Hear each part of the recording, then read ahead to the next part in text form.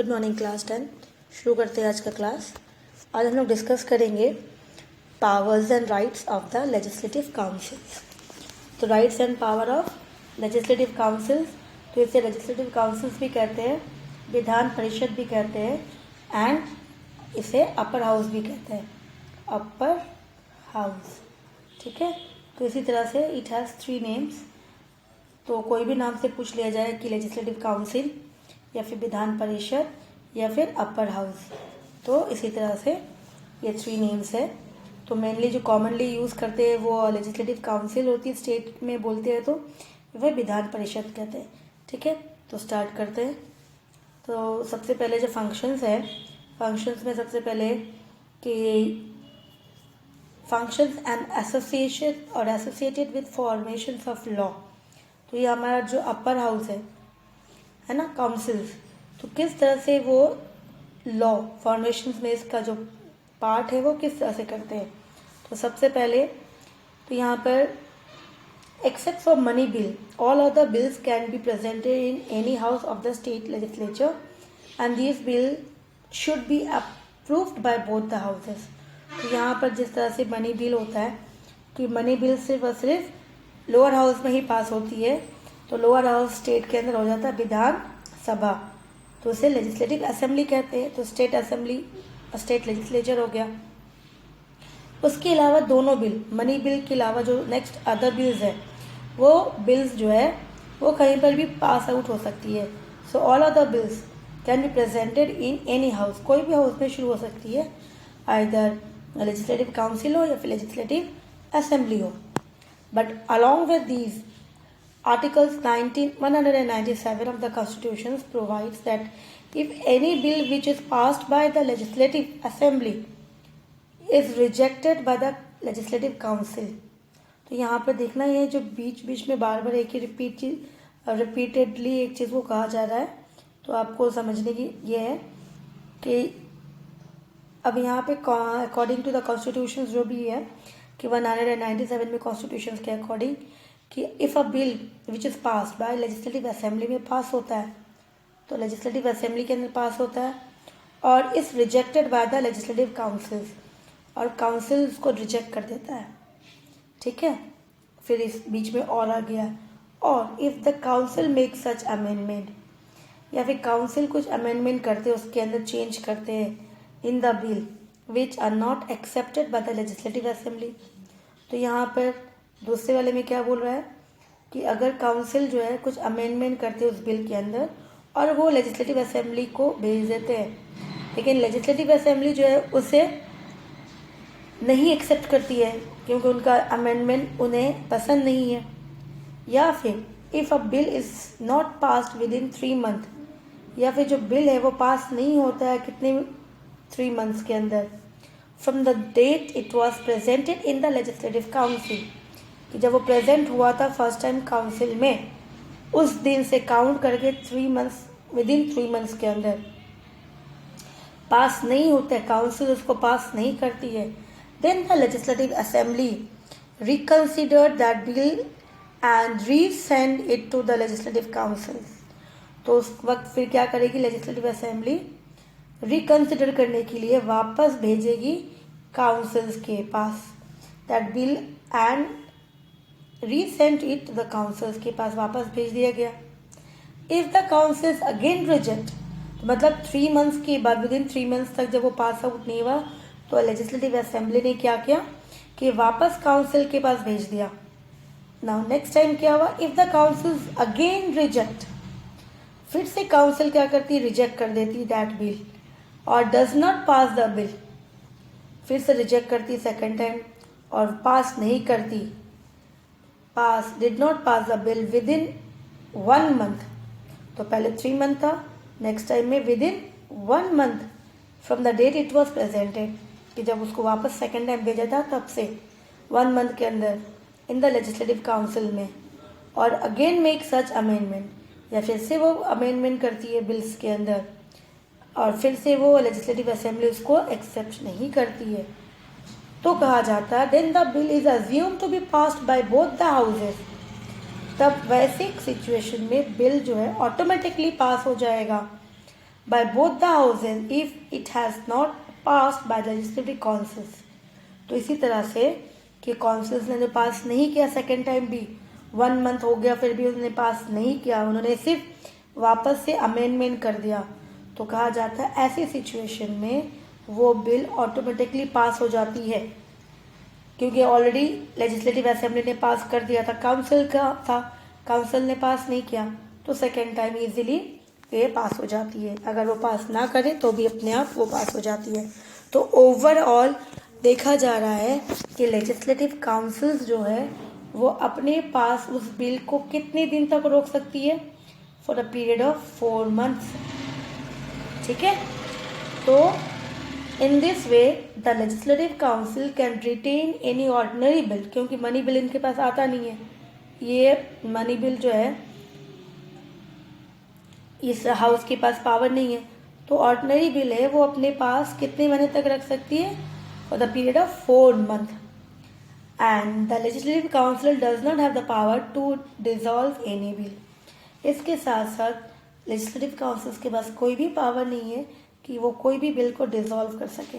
ठीक है, तो इसी तरह से ओवरऑल हमने देखा कि काउंसिल्स जो है जब कोई भी लॉ पास होती है और पास लेजिस्लेटिव असेंबली से पास होके काउंसिल्स में जाती है, तो सबसे पहले काउंसिल्स क्या करती है, अमेंडमेंट करने की कोशिश करती है, फिर वापस भेज देती है असेंबली के पास, असेंबली उसकी अमेंडमेंट को रिजेक्ट कर देती है और फिर वापस बिल पास भेज देती है काउंसिल्स के पास। काउंसिल्स 3 महीने तक रखते हैं और 3 महीने के बाद फिर से क्या होता है कि लेजिस्लेटिव असेंबली जो है उसको रिकन्सिडर के लिए वापस भेज देती है और फिर से वो क्या करता है कि फिर से वह अमेंडमेंट करने के बाद वापस भेज देता है असेंबली के पास।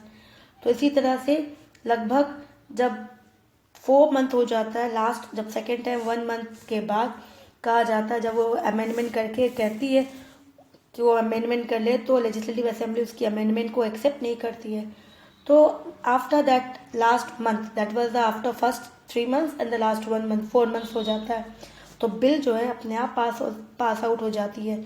और इसी तरह से काउंसिल्स सिर्फ और सिर्फ 4 मंथ तक ही डिले कर सकती है। ठीक है, तो ये रोल है उसका फॉर्मेशंस में लॉ के। फिर नेक्स्ट है number 2 is that for a functions associated with the executive, कि उसका जो फंक्शन है एग्जीक्यूटिव के किस तरह से करती है काम। So member of the legislative councils can be a member of the councils of ministers also, कि जो मिनिस्टर्स होते हैं काउंसिल्स के, वो काउंसिल ऑफ मिनिस्टर्स के भी मेंबर्स बन सकते हैं। So the legislative councils can establish control upon the councils of ministers through question hours, motions, through discussions and debate, but it cannot dissolve the council of ministers. This task can be done only by the legislative assembly.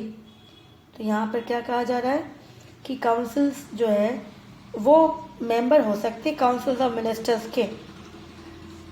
अब आता है councils of ministers जो है वो control council of ministers को कैसे करेगी। Legislative जो काउंसिल है, लेजिस्लेटिव काउंसिल्स वो अपनी कंट्रोल किस तरह से करेंगी काउंसिल ऑफ मिनिस्टर्स के ऊपर, सिर्फ क्वेश्चंस कर सकती है उनके ऊपर, मोशंस के थ्रू कोई मोशंस पास आउट करवाना, उनको 14 डेज पहले उनको एडवांस बताना पड़ता है, तो उस मोशंस के थ्रू या फिर डिस्कशंस एंड डिबेट्स के थ्रू ही उनके ऊपर वो कंट्रोल कर सकती है। इसके अलावा लेजिस्लेटिव काउंसिल्स ऑफ मिनिस्टर्स को डिसॉल्व नहीं कर सकती, इनके ऊपर कोई भी कंट्रोल नहीं है apart from questions or motions and discussions. ठीक है, तो इसी तरह से लेजिस्लेटिव असेंबली जितना कंट्रोल कर सकती है काउंसिल ऑफ मिनिस्टर्स को, काउंसिल्स ऑफ मिनिस्टर्स के ऊपर उनका पूरा का पूरा कंट्रोल रहता है। लेकिन लेजिस्लेटिव काउंसिल्स जो है वो किस तरह से कंट्रोल करती है, उनका कंट्रोल है सिर्फ क्वेश्चंस आवर्स में, जब वो क्वेश्चन पुट करती है, मोशंस के थ्रू, डिबेट्स एंड डिस्कशंस के थ्रू, बस इतना ही कंट्रोल है उनका एग्जीक्यूटिव के ऊपर। ठीक है, अब नेक्स्ट मूव करते हैं कि function associated with the finance में आ गया money matter. So this has been clearly mention in the constitution that a money bill can only be presented in the legislative assembly money bill सिर्फ और सिर्फ assembly में ही present होगी और कहीं नहीं, and not in the legislative councils में तो होगी ही नहीं.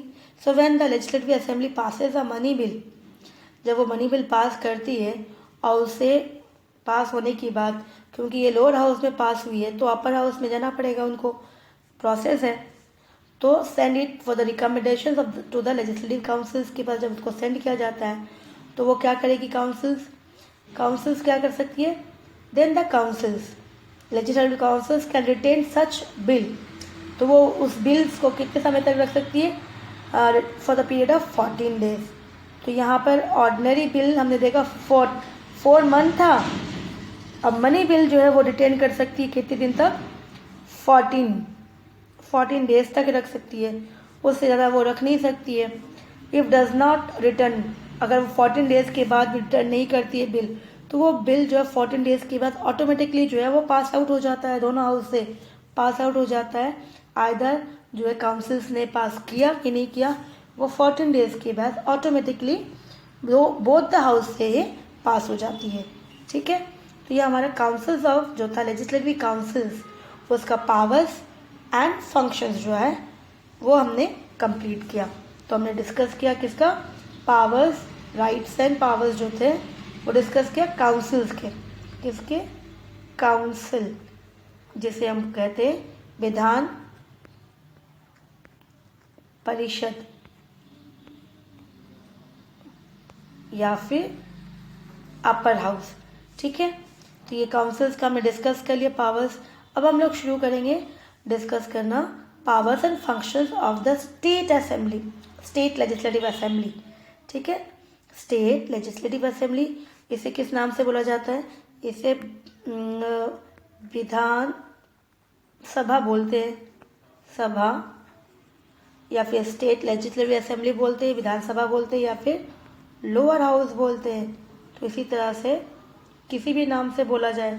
ठीक है, तो विधानसभा, उसकी पावर्स एंड फंक्शंस डिस्कस करते हैं.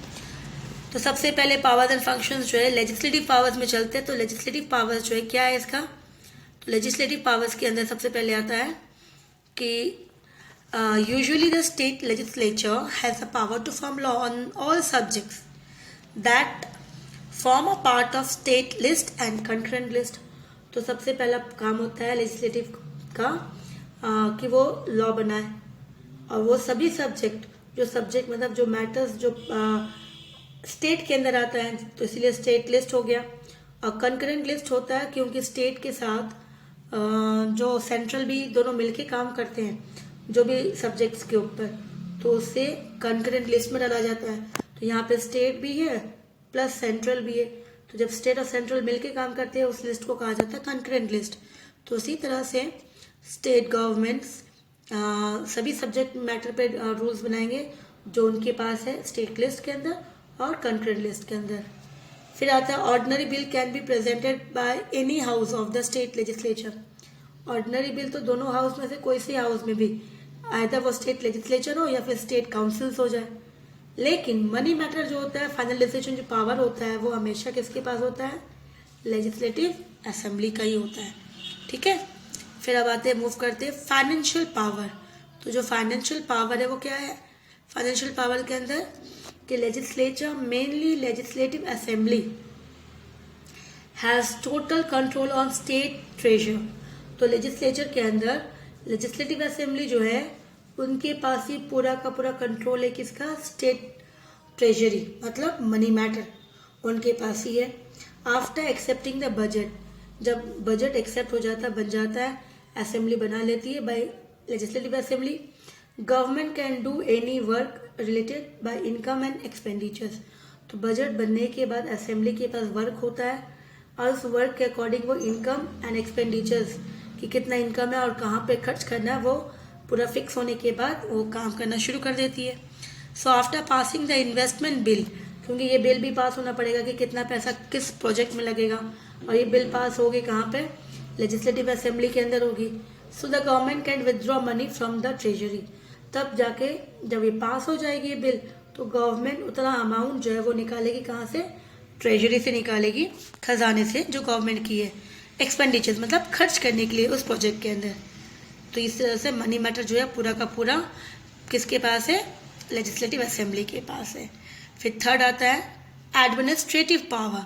तो एडमिनिस्ट्रेटिव पावर कंट्रोल करने के लिए पास जो है रूलिंग पावर, रूलिंग पार्टी कहाँ है, स्टेट लेजिस्लेटिव असेंबली के अंदर है, तो वो हो गई।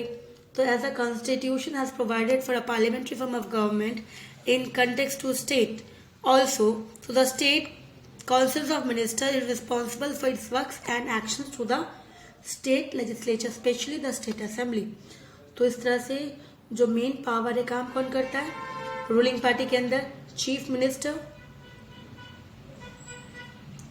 मिनिस्टर्स होते हैं, और उसके साथ जो काम करता है वो कौन होता है, काउंसिल्स ऑफ मिनिस्टर्स।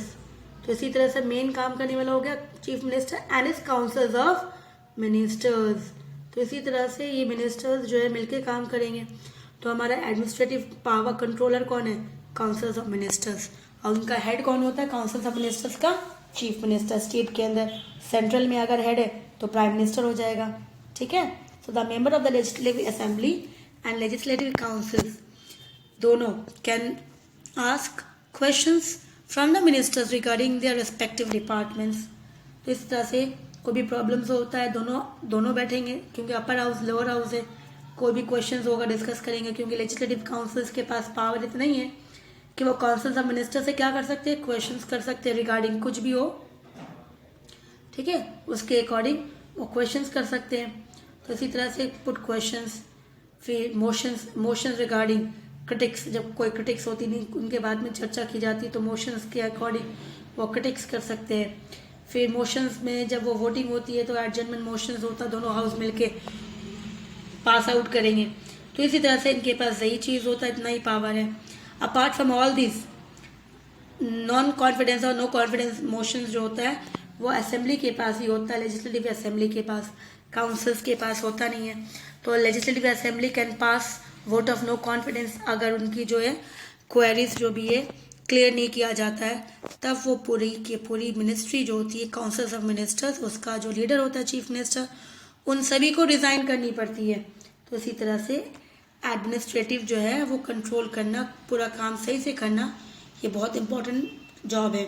तो ये जॉब करता कौन है, councils of ministers and his leader, that is team leader कौन है, चीफ मिनिस्टर। नेक्स्ट आता है power of making amendment in the constitutions. जो पावर है अमेंडमेंट करने का, अमेंडमेंट मतलब जब हम रूल्स के अंदर कोई चेंजेस करते हैं, तो इसी तरह से certain sections of our constitutions are such which can be amended only after the motion passed by the parliament through special majority and are also passed by a state legislature of at least half of the existing states। तो कहा गया सबसे पहले कि amendment जो होता है, amendment state नहीं करेंगे, कुछ ऐसी चीज़ें जहाँ पे अमेंडमेंट पार्लियामेंट को ही करना पड़ता है, क्योंकि पार्लियामेंट जो है बड़ा होता है स्टेट से, तो इसलिए उसको स्पेशल मेजोरिटी चाहिए होती है। और अगर स्टेट लेजिस्लेचर सोचता है कि कोई मोशन को पास करे तो उसको कितना, उनको भी चाहिए होता है कुछ एटलीस्ट कुछ नंबर जो है at least half of the existing states जितने हैं, तो जितना स्टेट्स है उसका हाफ स्टेट जो है इस मोशन में पार्ट ले और वो पार्टिसिपेट करें, तब जाके पार्लियामेंट जो है उनके पास पावर आएगी कि वो अमेंड कर सकते हैं। अदरवाइज पार्लियामेंट के पास पावर होता है अमेंडमेंट करने के लिए, कोई भी चीज़ हो चेंज करना है तो वो पार्लियामेंट करेंगे। The state legislature are not allowed to recommend for amendment in the constitutions। तो स्टेट लेजिस्लेचर के पास पावर नहीं है कि वो रिकमेंड करे या फिर अमेंडमेंट करे, ठीक है। दे कैन ओनली एक्सेप्ट और रिजेक्ट, इनके पास इतना ही है कि उनको एक्सेप्ट करना है तो करे या फिर रिजेक्ट करना है तो रिजेक्ट करे। फिर आता है next powers associated with elections. तो इलेक्शंस में कौन सी इलेक्शन होती है यहाँ पर, क्योंकि जो है लेजिस्लेटिव असेंबली हमने डिस्कस कर रहे हैं स्टेट के अंदर, तो ये all the elected member of the legislative assembly that is MLA जितने सारे participate in the election of the president. तो एमएलए जो है वो पार्ट कर सकते हैं किसके अंदर, कि वो प्रेसिडेंट बनना चाहते हैं तो उसके चुनाव में वो अपने आप में नाम डिक्लेयर पार्टिसिपेट कर सकते हैं। तो इसीलिए पावर्स जो है लेजिस्लेटिव असेंबली जो है उनके पास जो मेंबर्स होते हैं they can take part in the participations, बन सकते हैं in the election of president and the member of Rajya Sabha also. तो दोनों के लिए वो अपना नाम नॉमिनेट कर सकते हैं, ठीक है। तो इसी तरह से अब एक क्वेश्चन आता है, जैसे हमने स्टार्टिंग में पढ़ा था कि राजस्थान जो है हमारे, इसके पास एग्जैक्टली प्रोसेस जो है फॉर्मेशन ऑफ लेजिस्लेटिव काउंसिल्स, अभी तो लेजिस्लेटिव काउंसिल्स नहीं है, अपर हाउस नहीं है, फिलहाल लोअर हाउस ही है, लेकिन उन्होंने एक प्रोसेस जो है किया हुआ है, उन्होंने एप्लीकेशन, मतलब जिस तरह से प्रोसेस होती है स्टेट के अंदर, उन्होंने एक प्रोसेस करवाया है और ये प्रोसेस जो है उन्होंने पार्लियामेंट में सेंड किया है कि इन्हें भी अपर हाउस चाहिए। ठीक है, तो इसी तरह से देखते हैं at present in Rajasthan there is only one house state legislature which is called the legislative assembly, जिसे हम लोग लेजिस्लेटिव असेंबली के नाम से कहा जाता है। At a proposal regarding the formation of the legislative council has been sent to the central government for acceptance and approval। तो उनकी एक्सेप्टेंस एंड अप्रूवल के लिए एक प्रपोजल जो है लेजिस्लेटिव काउंसिल्स के लिए स्टेट गवर्नमेंट ने, राजस्थान ने, वो सेंट्रल गवर्नमेंट को सेंड किया है ताकि वो एक्सेप्ट कर ले और उसको अप्रूव कर दे। At present the proposal regarding the formation of legislative council is pending with the central government. तो करंटली जो है इनका जो प्रपोजल है लेजिस्लेटिव काउंसिल बनाने का, वो सेंट्रल ने इसको पेंडिंग में रखा है, अभी तक उसे एक्सेप्ट नहीं किया है। Therefore the second house of state legislature is not present in Rajasthan. तो इसी तरह से राजस्थान में सेकेंड हाउस जो है अपर हाउस नहीं है, ओनली आफ्टर बीइंग एक्सेप्टेड। जब पार्लियामेंट एक्सेप्ट कर लेगी सेंट्रल गवर्नमेंट कि नहीं ठीक है, इन्हें हम परमिशन देते हैं कि अपना अपर हाउस बना सकते हैं, तब जाके जो है राजस्थान के अंदर लेजिस्लेटिव काउंसिल जो है फॉर्म हो जाएगी। ठीक है, फिर नेक्स्ट आता है स्टेट एग्जीक्यूटिव।